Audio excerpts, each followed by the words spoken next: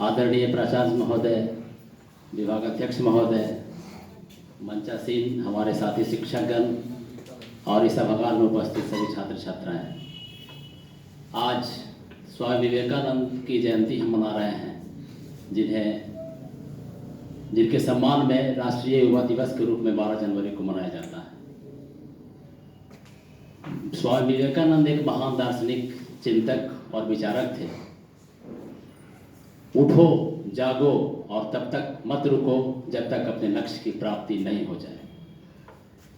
ये जोशीले और रोचपूर्ण विचार, ये पंक्ति स्वामी विवेकानंद जी के ही हैं। जब विवेकानंद की बात होती है तो हमारे बहुत सारे छात्र छात्राओं ने उनके भाषण का जिक्र किया। जब अमेरिका के शिकागो की धरती पर वहाँ के धर्म संसद में 1893 में उन्होंने एक भाषण दिया था, और ये भाषण इतना लोकप्रिय हुआ कि भारत की छवि दुनिया भर में एक मजबूत स्तंभ के रूप में आई। भारत का लोहा उन्होंने मनवा दिया। ये दर्शन के, ये विज्ञान के छात्र थे स्वामी विवेकानंद, लेकिन दर्शन में इनकी काफ़ी रुचि थी।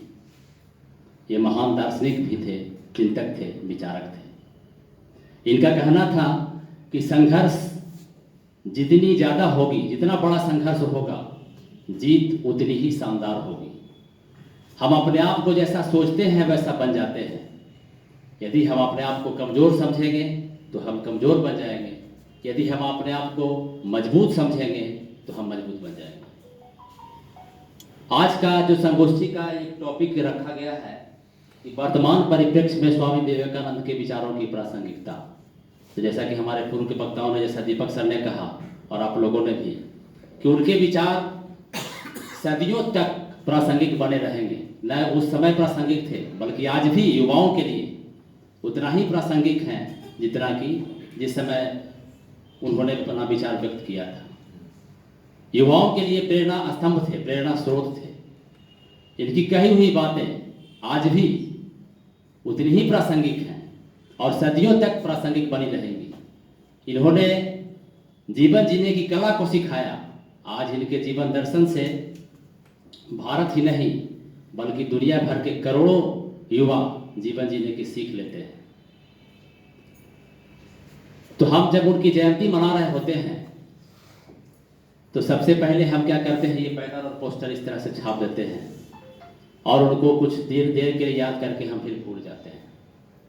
इस महान शख्सियत की श्रद्धांजलि, सच्ची श्रद्धांजलि तभी होगी जब उनके बताए हुए मार्ग को हम आत्मसात करें, उनके बताए हुए मार्गों पर हम चलने की इसका संकल्प लें। नहीं तो ये इनकी जयंती सिर्फ कोरे कागज तक सिमट कर रह जाएगी। इन्होंने युवाओं में एक जोश भरने का काम किया था। मात्र 39 साल की अवस्था में ही इन्होंने इस दुनिया को अलविदा कह दिया। इतने कम उम्र में ही इन्होंने अध्यात्म के बारे में, जीवन दर्शन के बारे में जो एक सोच दी, जो एक विचार दिया, वो करोड़ों लोगों के लिए